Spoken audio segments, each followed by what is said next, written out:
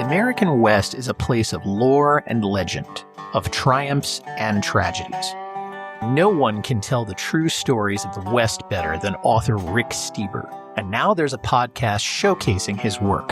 It's called Writing the West, and every episode will feature his short stories and his poetry. If you want to know the true stories of cowboys, pioneers, miners, and Native Americans, this 15-minute podcast is for you.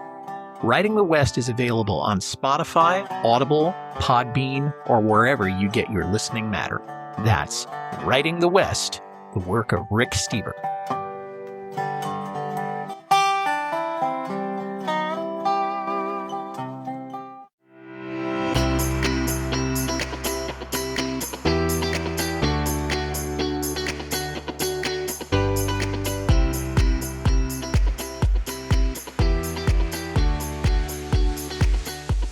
Hello and welcome to the Oregon Files podcast. First, our disclaimer. We are novice podcasters, simply for entertainment and knowledge. If we misquote or offend, it was not on purpose to do so.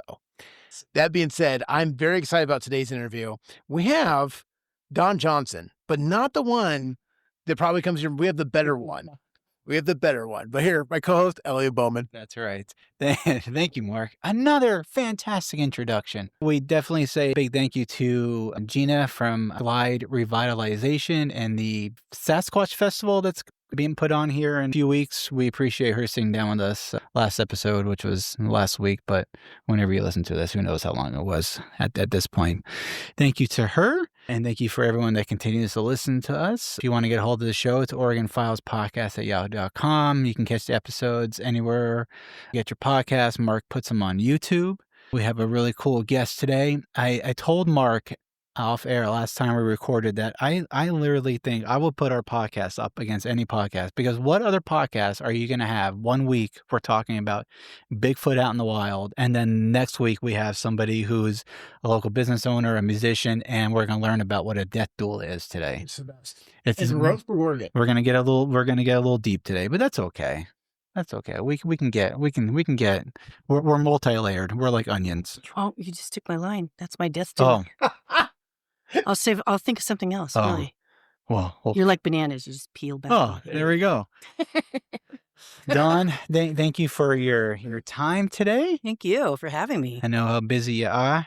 Mm-hmm. So we'll just jump right into this thing. Right. Did you grow up here in Oregon? No, I moved to Oregon in 1988 when right after my first child was born. And I come from California.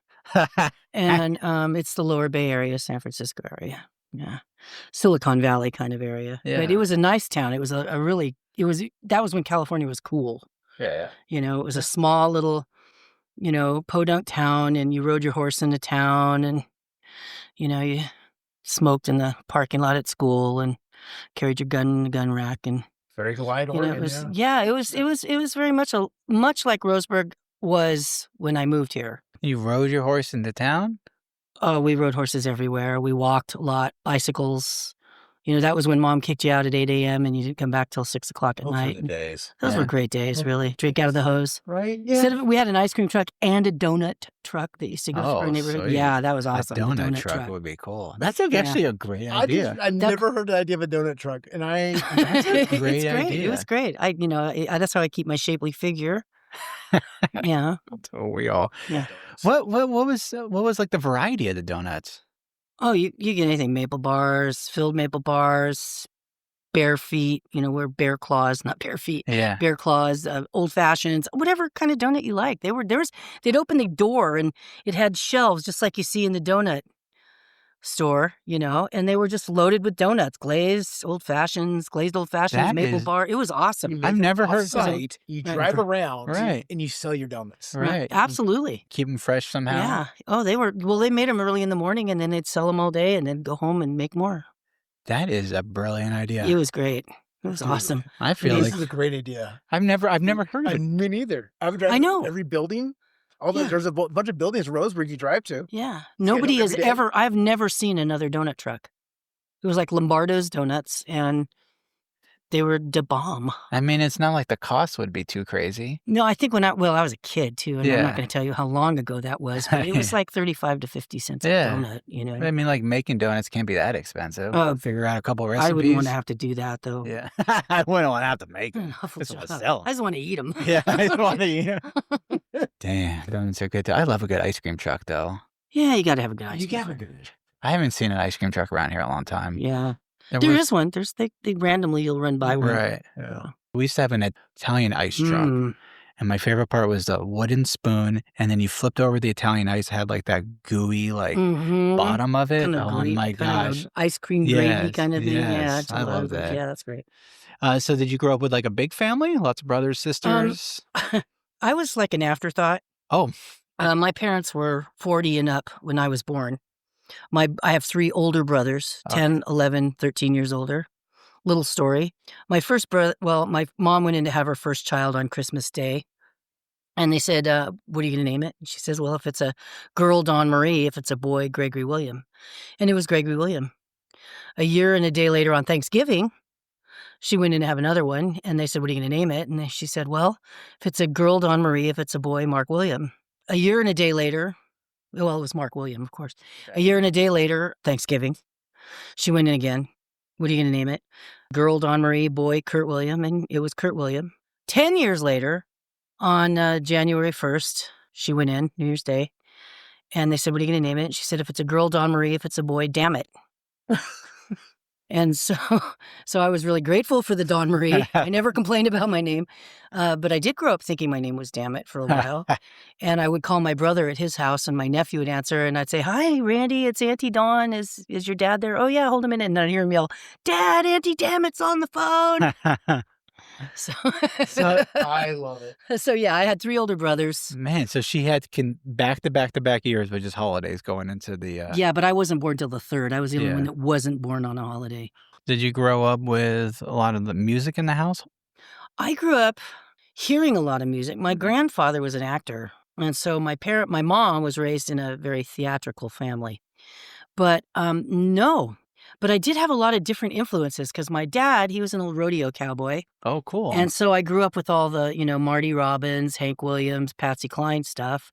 And my mother was huge on big band. So that was, Cab Calloway and the Dorseys and Glenn Miller, And then I got my brother Greg, the oldest, and he was the one that was more a little bit eclectic than the other brothers. And I heard a lot of like Tijuana Brass and Astrid Gilberto, which nobody knows who she is anymore. But I mean, all this random kind of stuff and Bob Dylan, Yeah. that stuff. My brother Mark, he was hard rocker. He was Beatles, Rolling Stones, The Who, classic, stuff. And then my brother Kurt, he was a little bit different. He was more of the Paul Simon kind of stuff. But my brother Mark was really the one that introduced me to music. When I was 4 years old, I used to carry a picture of Elvis in my back pocket. I loved him. My parents went out a lot to dinner dances and stuff, and my brothers have to babysit. Mark and I would stay up until midnight to listen to Wolfman Jack on the radio, and he would get down on his knees, and we'd dance slow, and, So, I had a lot of that kind of musical, and it was always kind of natural to me. I mean, I've been singing since I was really little and performing, Yeah. And so I was really small when I started doing that. Yeah. And I've always done it. I've played instruments. I've sung. It's always kind of just come naturally. It was, Yeah. What I did. So your dad was a rodeo cowboy? Well, he wasn't a very good one. Yeah. But by the time he started having kids, he actually left the rodeo business. But he still had the mentality of rodeo cowboy. And, I grew up around horses and cows and ranch. We lived on a dairy when I was really small. Then we moved to the first housing development in the neighborhood. And my dad bought acreage. He didn't buy it. He leased acreage up in the mountains.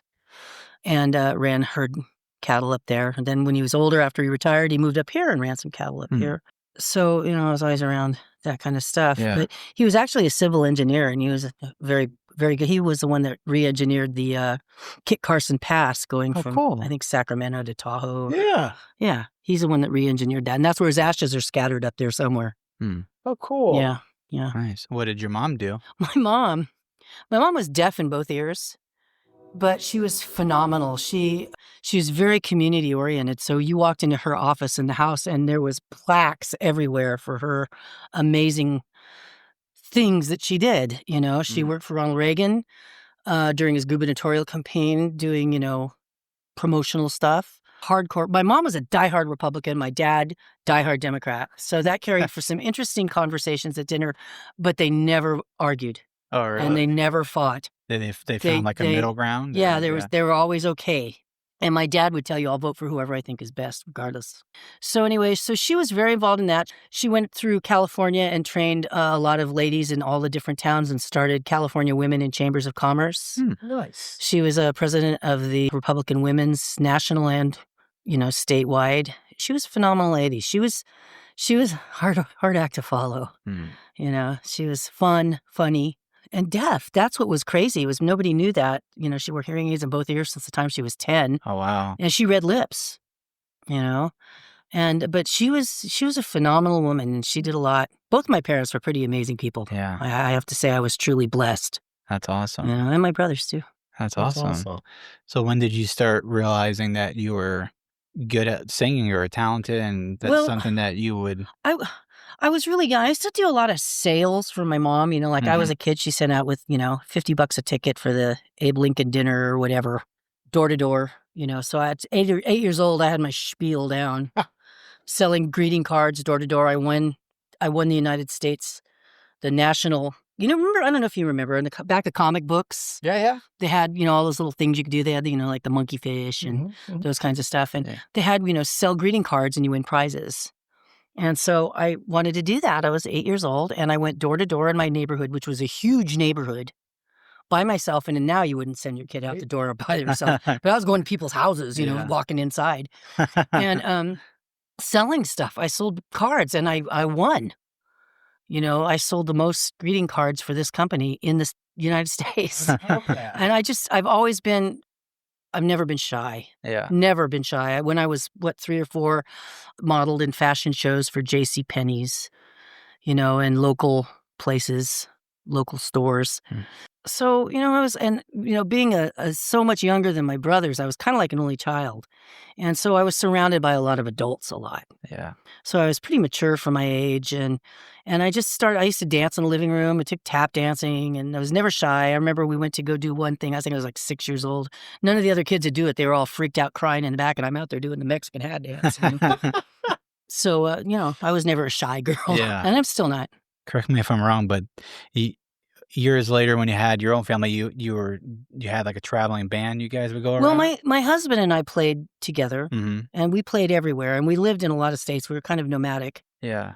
So when we had our first child, we moved from California to Coquille, bought a house in Coquille. And I was having a second child, and I didn't want to have my kid over in Coquille. I wanted, a bigger hospital. Yeah. And as it turns out, that was a fabulous hospital, but I came to Roseburg and had a wonderful doctor here for her. And we played. And as soon as we were over here, we started playing music locally. I played in this area in the 90s, probably 92 to 97. We had a couple of bands, and the kids kind of grew up, I remember having a band practice, and both kids would be asleep in front of one of the big speakers at the end of the night, snoring away. But then when, our marriage was kind of rocky, neither of us were really ready for it, I don't think, we had a lot of rocky times, and we moved a lot. And, but we, were Oregon, Nevada, Arizona, back to California, back to Oregon. And through that whole time we played. That was our side hustle. Yeah. Yeah. So You just played where you could, or was it we just prearranged? we played everywhere. I mean, when we were in Nevada, we'd be sitting in our pajamas in front of the TV, and they call and they say, hey, we lived in a really small town in Nevada. And they call and they say, hey, bunch of people just checked into the hotel next door, and they call us from the bar and they say, come down, set up. So we'd get dressed and grab our stuff. It'd be 7 or 8 at night, we'd go down, set up, and we'd play until 10 or so the next morning. What? Literally, we would play the same 4 sets over and over and over again, because we had this constant influx of people coming. The mine would change shifts, and everybody getting off wanted to go to the bar, because bars don't close in Nevada. The roughest place to play was probably in Arizona. Hardest place to get gigs. We were in Tucson, and our marriage was really rocky there. So Yeah. Man, playing, how exhausting is that, from overnight, just playing from 8 to 10 in the morning? And yeah, well, we did it. Yeah. So when you toured, was that when you went by Don Day? When I go on stage, I'm Don Day, and Okay. I was a radio disc jockey. in the San Francisco Bay Area. That's why I Okay. started out. I went to school as a radio engineer and production. Oh, And I started working as an intern in a radio station, a big radio station. But when I was a disc jockey, I was more often in an AM station because I was young and dumb. Traded my wages to live upstairs. Had to be really quiet because they were on air downstairs. But how cool was that though when you were doing Yeah, it? it wasn't cool. No? Yeah, okay, it was cool, but it wasn't cool. It was cool to everybody else, but it wasn't cool to me. But What era are we talking about? I got out. I was supposed to graduate high school in 1979. I ended up graduating in 78, going to college. Hey, here you go. And I was a theater major in college, which you can see took me very far. But I've done a lot of plays. That was really where my heart's at. So I would say, and I went to radio school in 80. I had some wild, crazy times, a lot of hitchhiking and a lot of random stuff. And I was alone a lot. I didn't have a lot of friends. And I was okay with that. I wasn't then, but I am now. Yeah. So I would say the early 80s. I got married in 1986 and I was like 26 years old. So you do the math. Yeah. Yeah. I don't know. It sounds like fun. Is Yeah, the well, best way to put it? we had a good life. Yeah. I learned a lot. experiences, yeah. I'll take this opportunity to apologize to my kids Yeah. because I guess when you're that age and you're doing what I do, you don't realize how fast your kids grow up. It's ridiculous. And when you're so caught up trying to work a couple jobs and sling, music and try to take care of kids. And it was just a really challenging time. And so I wasn't always very successful at being a good mom, but my kids were great and they're great now. I don't, none of them do drugs. They don't really drink. They're not partiers or anything. None of them are in jail. Right. They're all really kind to people. So I feel like I'm really blessed, honestly. I was really blessed. And I feel like I owe a lot of that to my mom too, because she did a lot of babysitting, and like I said, she's a pretty amazing woman. So anyway. So we got to take this moment now to mention that you're the mom of a previous person we've had on the podcast. Yes, I am. Yeah. So Neil Gregory Johnson. Yes. Yeah, we had him on, and that's where we learned about his upbringing with traveling around and playing and stuff like that. So and we drug our kids everywhere. And many times we'd play and they were backstage. And now Neil does it with his kids. I've gone to see him play, and his kids are laying on the stage playing with toys, and I'm and that's I'm good with that. I'm really good with that. Because see, when I grew up, I could go into bars. They didn't stop you from going to bars when you were a little kid. Your parents took you to the bar. As long as you didn't go to the bar, right? You were fine. Yeah. And I don't know how long ago this was, but in one of the bars here, I walked in and you and Neil were playing together. Yes. And that was pretty magnificent to thank watch you. you guys play. That Yeah, was really he's cool. my favorite person to play with. Yeah. He really is. Do you guys play often together? No, I only play with Neil when he invites me. Yeah, okay. Which is random. But he's, right now he's kind of on a different path than playing. Yeah. And, although I've been playing bass for, almost 40 years now, I still am a very basic bass player. I don't do anything fancy. Yeah. I'm not, very creative when it comes to it sometimes. I think when I picked it up, because I'd already played guitar for years and banjo, piano, but when I picked up the bass, it was really out of necessity because nobody wanted to hire just a vocalist, because that was my strong point. Right. I like to sing. I feel like I'm pretty decent at it. And I like to entertain. That's, for me, it's about the people that I'm singing for, Sure. So, but I picked up the bass and I've been playing it. And Neil I just don't always feel like I'm good enough to play with Neil, because Neil's a very good guitarist. And he taught himself what he did. I gave him his first guitar when he was 15 and he just ran with it. Right. It's cool. So how did you go into getting Prince Charming? Well, when we were here in the 90s, early 90s, Mhm. I stole a drummer from another band. Okay. And I invited him up, and my husband and I played with him, and we invited Rick Camp, who they were the owners of Prince Charming. Oh, okay. All right. I said to somebody, hey, I need a guitar player that can play rock and roll, because my husband was pretty much a finger-picking country guy. I called Rick and I said, can you tell me? And he came up to our house, and we live way up by Bennyvering Reservoir. Okay. Way up in the Yeah. mountain, Byron Creek and up in there, right? 10 miles. Yeah. And it takes a half an hour to get up there, right? So he comes up and he opens the door, and I said, can you play rock and roll? And he goes, I'm not going to be a garage band. And I said, can you play rock and roll? And he goes, well, yeah. And I said, good. We have a gig Friday night. This was Tuesday. So we practiced Tuesday and Wednesday. We played at Roma's, we played there, and we played for 2 years straight until the drummer's wife says, either you quit the band or I'm leaving, because she would get stuck with all the kids. We'd be gone for the whole weekend partying and playing music, and she'd have my kids, her kids, She'd have like 9 kids, and she was my bestie. We'd talk on the phone from like 9 in the morning until 5 in the evening. So that's how I met Rick. When I came back here, I was gone from 1997 to 2007. And I did a couple jobs, at TMS, where everybody in this town has worked at least once. I was man. Yeah, I right, worked there. right. Yeah. Love's, worked out at Love's, doing Waymaster and pumping gas. And I worked at Denny's because I was a manager of a restaurant. So, they hired me right on and got out of there fast. I never had trouble getting jobs. I could walk. I've walked into so many places and said, wow, I'd really like to work here, and been hired. Right. Yeah. Just like that. I mean, my daughter's like, I don't know how you do that. But I do. But anyway, I ended up talking to Rick because him and I stayed in friends. And I talked to Rick and I said, hey, how you doing? Well, my dad's kind of sick, he says. And I said, well, if you need, your mom's gone a lot. And I said, well, if you need any help, just let me know. And he goes, well, we're looking for somebody full time. And I said, I'll take it. And I came down and he interviewed me, and I've been there for 13 years. Wow, I love it. I call myself the redhead stepchild. Because, they've kind of adopted me as family. They're like my brothers. Well, Rick passed away in 2021. But Randy, he's the owner now. And Rob, the youngest brother, he's not even involved. Yeah. And Carolyn, the mom, her and I travel together. We go, we vacation together once in a while. And I love that family. I'll always be loyal to them. So for people that don't know what Prince Charming is. Prince Charming is screen printing and embroidery. We print on everything but paper. Everything but paper. You can hear our ads on the Yeah. radio station. But yeah, we do T-shirts and embroidery. We do banners and signs, and we do all sorts of stuff. I mean, if you've got something you want us to do, call us. The most unusual thing I think we've done was printing on a G-string. That was interesting. Just one? Just one. Yeah. Just one. I'm not even going to ask. No, what was don't. I don't printed even on it. remember what it said. But What the heck? yeah, it was kind of weird. And I was like, this wasn't Warren, was it? No. That is weird. That is. Is that podcast merchandise we should get behind? Yeah, no. No. No. That is. No. And it's located on Jackson Street? Corner of Main and Douglas, right across from the city hall. So And close. right across from the courthouse. Yeah. It's good. Good spot to get your stuff embroidered. Yeah, absolutely. And we do a really Even good job. underwear. We got some great artists there right now too. Yeah.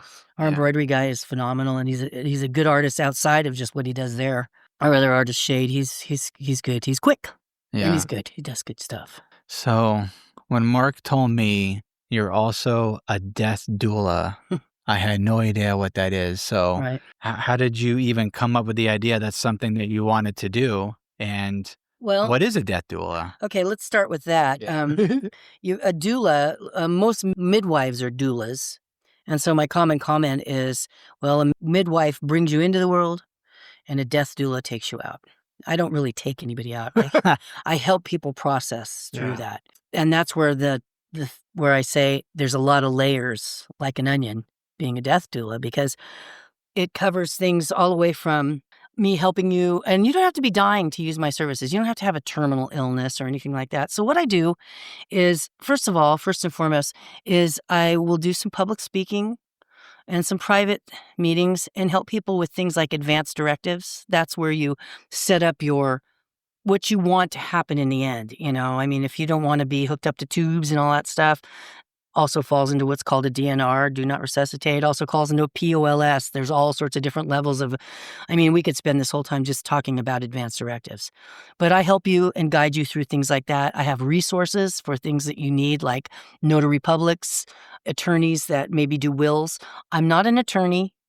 I don't do medical. I'll keep you dry and comfortable. And I don't give you any legal advice. I don't do any medical. I'm not a counselor. All right. But what I will do is I will hold space for you. And that means that I'm going to sit and I'm going to listen to you tell me what's going through your mind if you know you have a terminal illness. People who are dying are afraid, rightly so. It's a scary thing. It's a scary process, something that we all do. If you can give people a little bit of control, then it seems to calm them, because they feel like they've got some choices. They feel like they have made some decisions, and it's difficult for families. And a lot of times during the time, like somebody's diagnosed with a terminal illness, their families don't want to talk about it. or they can't handle it. Nobody wants to say the word death. I don't really call myself a death doula because it scares people. I prefer to call myself an end-of-life professional. I am a certified end-of-life professional. All right? It's a little softer, not quite so scary. I will be connected to all of the nursing homes, all of the funeral homes. You connect with hospice. I connect with hospice and all of those things to work with them as far as making sure that they know what the person wants. They'll let me know what they need. Part of it is sitting vigil as you're passing. A lot of times that means keeping the environment. So, like with my mom, we played big band music and 40s music, the stuff she loved to hear. And my family's pretty even-keeled. We don't argue or fight or anything like that. We have none of that. And so, it was easy to keep an environment calm and quiet and dark. But some families can't do that. There's a lot of tension at that time. There's a lot of, indecision. There's a lot of worry. They're facing a lot of emotions that most people don't have to handle or don't usually handle or haven't handled in their past. So I'm there to help with that, to keep the family together. I'm also, a big part of it for me is pre-planning. If you're not passing now, but you want to do an advance directive, I'm going to give you resources on your choices of funeral homes, pricings, options, burial, cremation, etc. Also event planning. That would probably be the most intense part of the job is event planning. And that would be planning things like celebrations of life, funerals, vigils.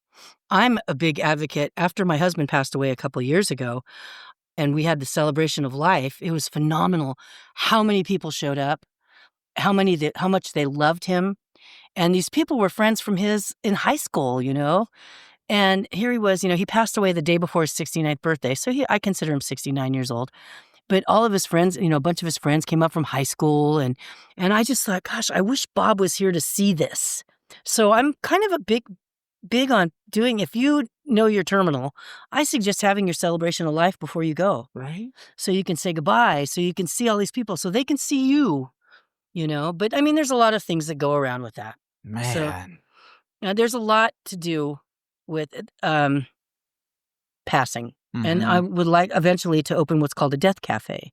Death cafe is where people come and we have donuts or sandwiches or whatever, eat, talk. These are people that don't know each other, but just kind of talk about death and dying. That sometimes they don't need answers. They just need to voice it out loud. Sometimes you just need to say it out loud so that you hear it coming out of your mouth and it kind of pieces things together. It kind of puts your puzzle pieces together. And what led me to this is I did get very involved with my church, which I love. Can I say the name? Go for it. Journey Church down here on Diamond Lake Boulevard. It's my favorite place to be. Just love everybody there. It's just a real come as you are, get connected place to be. Bob and I got involved in that before he passed. He was baptized. I had been involved in the church and baptized before, but I'm just having, as you get older, you start thinking about those kinds of things. So I was just praying a lot, just saying, God, what's my purpose? It's not music. I play in the worship team and it's fun and I'm getting old. I don't want to carry that bass amp around anymore, and there's a lot of new talent in this town. And this town, people don't realize the scope of talent and talented musicians in this town. We have a lot of very, very good musicians. And it's funny because when I was younger, I considered myself very good, and we'd go and see a band play and it was an older band, They were the ones that were making the music in the 50s that were young then, Really? 60s, early 60s. And we'd all, it's an old band, and now I'm the old band, okay? And, but it's okay because there's so much good talent in this town. It's phenomenal. But I just kept saying, God, what is my purpose? And I stumbled on Death Doula and I knew instantly that was what I needed to do. And I went, paid for the courses and did it right then and there. I just didn't waste any time. Everybody I told about it was just like, oh my gosh, Dawn, you'd be so good at that. And I just feel really confident that it's going to be successful as soon as I can get it up and going. You know, I'm a little slow in that process because, you know, I'm a little hesitant, you know, a little scary to leave a 13-year job, you know, when you're, it's, you know, it's not as easy to find a job when you're my age. So although I know I can go anywhere and get a job. Right, yeah. Right. But, and that's what led me to it. Mm. And although with the death doula, I have to say, I don't practice my religion with the death. In other words, if you're not a Christian, I'm okay with that. All right. If you're Jewish, if you're Muslim, if you're Buddhist, if you're Hindu, I don't care. That it's not my business. And that's the thing too, is the decisions you make when you're passing are your business. It's not my opinion. My opinion doesn't fall into that. My thought, you know, what I think you should do doesn't count, doesn't matter, because it's all about you. And that's my biggest thing is I have to make a living. But I don't want to charge exorbitant prices because it's not covered by Medicare. It's not covered by insurance, although eventually it might be because they're going through that right now. But I just want to help people. I just want to give people a good death. I know that sounds like an I was oxymoron, going to say, yeah. but it's not really, Yeah. because there is people who you can have a good death. I'm going to have a good death. No matter how it is, I'm going to have a good death. I just know that. And I'm wanting to help other people do the same. I love that. It's helping families grieve too, right? Mhm. Understanding Yeah. that process. And like I say, I'm not a counselor. I'm just there to listen, Right. offer options, resources. Yeah. I don't know how to ask this question, but what's the clientele been like so far? And nothing. I just started. Okay. So you Okay, haven't so I haven't actually... really had the opportunity to work with Okay. anybody. However, I have a Yeah. lot of background in it because I have a Yeah. medical background. Yeah.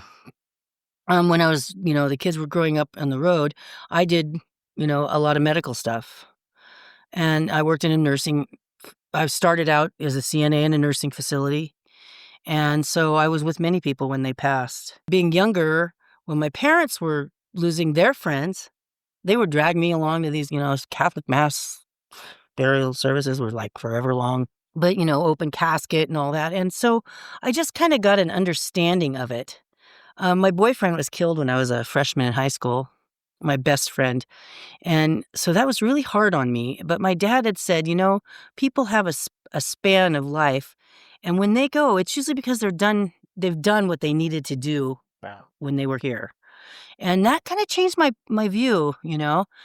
And since then, you know, I've lost my dad, my mom, my husband, my brother, and Rick, and, you know, my bestie. I think death can be a good thing. You know, you can make it a good thing. You can make it, to me, it's like winning the prize. It's like crossing the finish line. And I'm okay with that. And so I think that's what kind of toughens me up, or not even toughens me up. I mean, don't get me wrong. I do feel things.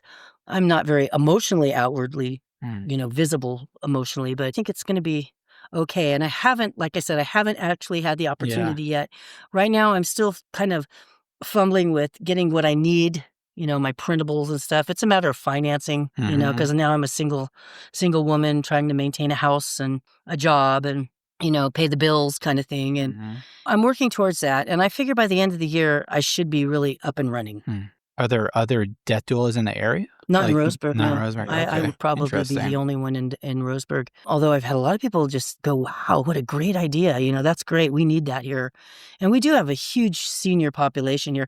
But, you know, this isn't just about being a senior. I mean, we've got young people who are going, cancer patients and, you know, those types of things. My daughter had brain cancer. You know, she survived it. We were blessed. She survived it. But a year of that, you know, all of that has just paid into me doing what I know I'm going to do. It's going to be okay. Yeah, I had a friend that passed away from cancer. She was 39 years old. And when she passed, she said, well, at least I'll always be in my 30s. Yeah, right? See, so that always made me feel a little better knowing that she had a little sense of humor left till the end. Right, right. But I mean, I'm hoping that will be me too. Death is as natural as, I don't know. Using the term death is natural as life, I don't know if that's necessarily true because I don't think life is the opposite of death. I think life is just life. And then life is just what precedes death. Yeah. Yeah. Well, my dad said you're dying as soon as you're born. It's true. You know? It's true. So that's where it goes. Yeah. Well, I'm curious, you know, once you get up and going and everything, to kind of hear, maybe follow up with you to see sort of how it's going with you. I'd love that. I'd be kind of curious to know, you know, how your journey's going. I think I'd absolutely love to. That's share interesting. That I don't know. it's important to talk about those things, even for whoever, but it's also a tough conversation because nobody really wants to be like, see you later, you're dying, Right. Well, and that's a problem is people find out, that they're sick or they're dying and they lose a lot of people who don't know how to face it, react to them. I heard of one woman in some of the reading that I've done, and this one woman had said to her doula, nobody will talk to me about it. You're the first person that will say the word death in front of me, dying, and nobody will talk to me about it. Nobody will let me talk about it. So that's what I want to give people the opportunity to do, is just feel like there's someone who's listening, someone who cares, who loves. I mean, and they know their families care. But the thing is that a lot of times they can't handle it. Right. Well, sometimes family also holds resentment. Like, why are you doing this to me? That sort of thing. And you're that's leaving us, that sort of thing. Absolutely. And there's another thing I do that I meant to say is legacy work. I really think legacy work is good, whether it's me videotaping you, talking, or I personally would like to see somebody talking about their family tree. Stories that happened to their grandma, stories that happened to them when they were little, those kind of things. Because once they're gone, they're gone. And the thing that I miss the most about, not that I can't say miss the most, but one of the things that I always miss when somebody I love passes is their voice. Yeah, absolutely. I can only hear their voice for so many years, and then pretty soon I can't hear their voice anymore. And so having a video of somebody talking, you can always hear that voice. Another thing that's really popular is making quilts out of their T-shirts. I wish I'd have done that with Bob because he had some great T-shirts, hilarious T-shirts. It's a great idea. He's this little chubby, gray-haired, bald biker, and he had a little shirt that said, "I'm so tired of being my wife's eye candy." So he had some great T-shirts that I wish I could have. I didn't think, it was such a quick thing. Yeah. But there's legacy work that you can do. If you haven't talked to your sister or your friend or your cousin or somebody else in 30 years because you had a falling out, I want to help you to reconnect to that before you pass so that you can close that door, closure for both you and the person that you're leaving behind. Because, that person thinks too probably, I'd love to talk to Joe Schmo, but gosh, I don't feel like he would talk to me. He probably hates my guts. All right. Yeah. And then Joe Schmo calls and they talk and they reunite that relationship. And then they find that not only is it closure for the person who's passing, but it's closure when they pass for the person who they're leaving behind, Yeah. So. And I heard one of the most talked about things people on their deathbed is like regrets, like what they mostly regret as they're passing away. I'm hoping that I don't have those. Yeah. I try not to do that. I try to look at everything like it was horrible when it was happening and I hated it, but I'm also grateful that I lived through it and I became who I am because I had kind of a rough life. I was a big fat girl and I got brutally teased and picked on. I was bullied horribly all through school. And I look back now and I think, God, thank God I was a big girl because if I wasn't, I'd probably be dead. No, seriously. Yeah. I always felt like I had to make up, I always had to be this flashy personality so they could look beyond the body and see the person. And now I'm older and I am what I am. My feet have carried me many, many miles. My hands have driven me many miles and written many things, including songs and poems. And I'm grateful that I am who I am. And if it wasn't for the experiences I had, good or bad, I might not be that person. Oh, we are too. That's why Mark and I are doing this podcast a little bit to immortalize ourselves in the realm of the internet, because who knows, 50 years down the road, there's going to be people that stumble across the Oregon Files podcast and be like, who let these idiots have a podcast? Right. Yeah. Because once on the internet, it never goes away. That's right, man. That's right. Our goal is eventually make a Wikipedia page of Oregon celebrities. So. Oh, there you go. Yeah. I don't know if that will ever happen, Mark. I hope by that time I am. I don't remember what episode we were talking about, but joking about what our last words would be, but have it so abstract or just not real at all. I hit a hole in one once at a country club, or your chicken was terrible. I don't know. Right. I don't know. I'm gonna When be you're more, dying, who knows? I'm going to be more like, I told you I didn't feel good. Yeah, just like some funny things. Well, on my mom's gravesite, I was like, she paid for everything before she went. The only thing I had to do was write the obituary, and that was mostly written. I just had to fill in the blanks. We had to put a little saying on top of the headstone, and I was like, oh my gosh, she didn't tell me I was going to have to do that. She didn't pick anything, and I'm talking to my brothers, what should I pick? And he's like, I don't care, just pick something. So my mom used to have a column in the newspaper, and it was a social column. It was like social parties, and it was in the 60s and all that. But she'd always, always, always end her column with, and a good time was had by all. Oh, cool. So that's what I put on her memorial headstone was, and a good time was had by all. That's cool. Yeah, That's that was good. That is cool. So outside of Prince Charming and studying to be a death doula, what do you like to do? I like to read. I love my dog. So I'm starting to try to get a little more active in my older age. So we walk. And I have a lot of friends. I have a lot of really, really good friends. I'm blessed. I really am, And so I spend a lot of time with my friends. I have one friend, we watch basketball, and I have other friends, we get Nice. together and watch football, and another girlfriend who likes to watch movies, so we watch movies and documentaries, and I like a lot of things. I love to travel. My favorite thing in the whole wide world is traveling. I love to travel. A few years ago, I bought a one-way ticket to New Jersey.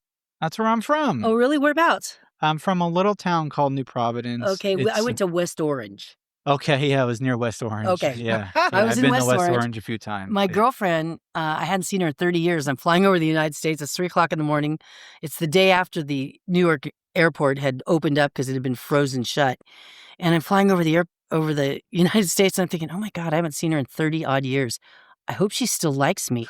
And then I started thinking, God, I hope her husband likes me. Because I just called her out of the blue and said, hey, I'm coming to New Jersey. And she's like, stay with me. So I stayed for a week and a half at her She lives house. in West Orange? Yeah. Oh, nice. I stayed with her for a week and a half. I love New Jersey. Everybody disses on New Jersey. But I tell you what, I did 13 states in 7 weeks, and New Jersey was my favorite. New Jersey's a great state. It is a great state. It was There's awesome. an East and West Orange, Mark. Yeah, it was awesome. Yeah. But anyway, every day we go and we take the train and the subway over to New York. We walk New York, and I gave her a list of things. Okay, this is what I want to do, and if we can't do it, let's just go to a bar. Sure. Yeah. Because I'm pretty easygoing. Sounds like my high school. And so I got to see the Dakotas. I'm big on architecture. I love architecture. Yeah. So I got to see like the Plaza and Union Stations and all of those kinds of things. Grand Central. Yeah. And I went over to Central Park. I didn't get to go to the bar there. I was going to go in the bar and have a drink, and I didn't get to go. Since then, I've quit drinking, so I probably have to go in and have like a tonic water or something. But I do want to go back there eventually. I did the museums, like the Museum of Modern History. Oh, and good one. all that stuff. The Met. Then I didn't make it to the Met, but we were there for St. Patrick's Day. Oh, cool. And we partied with the whole battalion of firemen. And that was fun. I kept telling him, I want to take you home to my daughter. But so I did 13 states in 7 weeks, planes, trains, buses, and automobiles. That's awesome. Yeah. I was it just up and down the East Coast or? No. I flew to Newark. I was there a week and a half, took a train to Washington, D.C. Newark was great because they had season tickets to the Jersey Devils. Okay. To the ice hockey, right? And I'd never been to a live hockey game. Yeah. I'd seen hockey on TV because I love it. Yeah. But they took me to the hockey games. That was absolutely wonderful. Stanley Cup. Yeah. That was very cool. And I did like the Cake Boss. I went to Cake Boss. My big thing there was cannelloni. It was like they always brag about cannelloni from Cake Boss on the TV, and so I went there and I got a cannelloni there. And then we went to a deli and I got a cannelloni there. And then we went to an Italian restaurant. I got a cannelloni there. So we took them all home and we taste tested them to see which one was the best. And the best one was the deli. The absolute best one was the deli. So then I went to Washington, D.C. for 3 days. My cousin grew up there, and I was there when I was 4. D.C. is great. Yeah, so she came and met me there, and we saw some family, and I got to see the changing of the guards at Arlington National. That was phenomenal. Yeah, that was absolutely wonderful. Yeah. And but I'd seen it when I was a little tiny 4. We went to the mall and all of the now there was the veteran memorials. Yeah. So we did all that, and we were only there for a few days. And then we took a train again and went down to Myrtle Beach, South Carolina. She gave me the 10-cent tour of that area down there, the I want to call them bayous, but they're not. Delta, I get. Yeah. Then I took a Greyhound bus. This will trip you out. I took a Greyhound bus from Myrtle Beach, South Carolina to Atlanta, Georgia. Okay. And the kid behind me on the bus was from Roseburg, Oregon. Oh my Really? God, I kid you not. His grandmother That is and his funny. grandfather Small world. raised him, and she worked for a local business. It was That's crazy. funny. He was from Roseburg, Oregon. I was just like, are you kidding me? But I got into Atlanta rather, and I stayed a week in Marietta with some friends there. He's a pastor of a church, and it's a huge, like 1,500 member church. So I stayed there for a week. I rented a car in Atlanta, and I drove it around Georgia, and I went to Fort Benning because I have 3 generations of Fort Benning in my family. My father in World War II, my brother in Vietnam, and then my son, my youngest son. So I went, kind of checked out Benning. I didn't go in, but I drove through there. I drove through Alabama, and I went and saw Hank Williams' gravesite and his... Mausoleum, memorial. No. You know, where you get souvenirs, museum. Yeah, museum. Yeah. And the whole Rosa Parks thing. I did all that. Fabulous history. Alabama, and then I went to Mississippi. I stayed with my cousin in Olive Branch, Mississippi, which is right on the border of Memphis. And I went to Memphis, and I went all by myself to Memphis. And I went into Sun Records. If you ever get an opportunity to take that tour at Sun Records, best tour I've ever taken in my whole life. No. I actually got to stand in the same spot, and you could see where it was worn out on the floor, and sing in the same microphone as the $1 Million Four. Okay. Johnny Cash, Jerry Lee Lewis, Elvis Presley, and Carl Perkins. Okay. Stood right in that spot. That's cool. Holding the same mic. It was awesome. And I went into B.B. King's cafe and had lunch. Nice. And it was just cool. I named my kids after musician. Neil, I named after Neil Young. My daughter, Riley, I named after B.B. King. Because his name was Riley, right? All right. Okay. And so it was kind of funny when I walked into B.B. King's restaurant, it was playing a Neil Young song. Full circle. Crazy. But That's anyway, I cool. went and visited Memphis. Then I flew to Colorado. Okay. And I went hiking with my brother. He led hikes in the Rockies. I wasn't, I didn't do any big Rocky hikes, but I did, some minimal foothills of the Rockies kind of thing. And I saw that we came around the corner and he says, yeah, there's a hotel around here they used in some movie. I don't know what it is. And we went around the corner and it was that big white hotel that they used in The Shining. Oh, nice. Yeah, it was very cool. It was the Stanley Hotel. Yeah, the Stanley That's Hotel. right. Sorry, it's called in the film. Yeah, Stanley. Oh my gosh. It was awesome. But anyway, it was a great trip. Well, that sounds like a heck of a trip. It was awesome. But see, I like to I'm travel. glad you like New Jersey. I did. I love New Jersey. Yeah, I hope to Food get was back there great. sometime. Yeah, the food Food is was great great. there. Italian food, everything. I think I ate so much Italian food that won't. Talk about, oh, man, I tell you Oh, what, man. I love me some Italian food. Oh man, They don't know about it out here. eggplant parmesan. Oh, my Maron. gosh. Oh my gosh. Yeah. I love me some All over veal it. parm. Yeah, they don't know real pizza over here. Yeah. Well, you know what? That's a good segue. Our question that we ask everyone: if you could invite 3 people to a dinner party, deceased or alive, who would those 3 people be? That question is killing me because Love it. I'm an event planner, all right? And I've always thrown parties and I've always been really good at throwing parties. So I have like a month's worth of dinners planned with 3 different people at each dinner because I want the interaction of the people. I mean, like, it'd be really weird to have like Jesus and Robin Williams and Richard Pryor. You know, No. it's like that would be just too weird. Well, Robin. Well, maybe they would. But And Robin that- and Richard, I think, probably were already friends. I kind of like to Yeah. Theme it or theme it, you Yeah. know? So for instance, one of my tables would be absolutely the Rat Pack, Dean Martin, Right. Frank Frank Sinatra. Sinatra, and Sammy Davis Jr. okay. That's one of my tables. Yeah. Another table would be Robin Williams, Betty White, Gene Wilder. Another one of my tables would have, Jesus and Gandhi and maybe Martin Luther King, There you go. I mean, like because I've got my interests are very wide. That's I the I best. like a lot of things. I definitely would have to have a table, something with Ben Franklin, because he's my, I He's an admire him. interesting guy, Ben yeah. Franklin, but with him, I would really get a little out of the box because I would put Ben Franklin and I would put Da Vinci and I would put Galileo. Similar. So I would have all 3 of them in that one. Those Sure. are my All historical good guys, thinkers. Right. Yeah. And I always said I'd love for Ben Franklin to come back and let me walk him through the neighborhood, you know, Yeah. and just see what his responses What were. would they think? But What I've a- got yeah. so many different. I came up with so many different Yeah. groups of I three like at dinner. it. I love that. A Yeah. ballroom. Yeah, it would have to be a ballroom. It'd Yeah. be like a really big. One of them's got to be Queen Elizabeth. Okay. Queen Elizabeth would be one, maybe with Winston Churchill, because that was her favorite prime minister, I think. Yeah. So, I love it. you know, but I don't know. Shakespeare. Yeah, all over the place. C.S. All Lewis. the I'd love A-listers. C.S. Lewis. Yeah. Anyway. Anyway. Oh, great. All right, Mark. All right. Bring us home. Well, here I have to ask this question because we need it for this podcast. Have you ever had any Bigfoot experiences or paranormal? I dated him in college. Bigfoot. See, I knew it. Yeah. Yeah. It didn't work. It didn't work out. We had different likes. He was more into the woods. I was much more of a beach gal. No, I've never seen Sasquatch. I've done a lot of prints with his picture on it, but I have never seen Sasquatch. I think We're I smelled him familiar. once, but then it might have been my ex-husband too. Paranormal, yes, absolutely had some really freaky stuff happen. Do tell. Yeah, you want to share Oh, one? God, you guys are gonna kill me with this one. Yeah. When I was in college, I lived in a house with 4 other women, and one of them was a witch. And I was pretty much the invisible roommate. I'd be gone for like 2 weeks. They wouldn't even know where I was, you know. I mean, somebody could have abducted me and they wouldn't even have called it in because that was just so normal for me to do, you know. Yeah. But they were really into the Ouija board. And they pulled in some really bad stuff with that. Bad stuff. And so one night, this is my standard story. I can't explain it, Yeah. but I was home. For some random reason, I was home.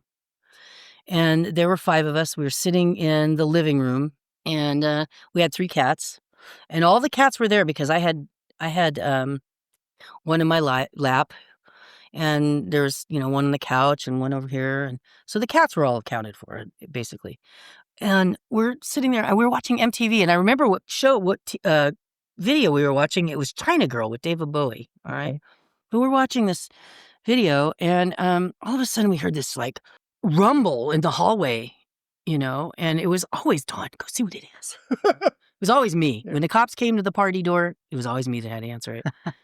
But anyway, and they're all behind me, I'm like, what is it? What is it? And I walked down the hallway and there was a linen closet. It was basically just a bunch of shelves in this closet, maybe 2.5, 3 inches between the shutting of the door and the inside of the doorway.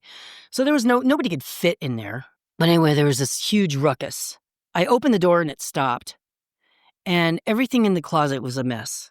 The games in boxes were all opened and strung. Yeah. Sheets and stuff were unfolded, everything like that. And there was a few other things that happened in that house, but they went to this psychic in the Bay Area, and the psychic actually told him exactly in the house where the Ouija board was kept and told him to get rid of it.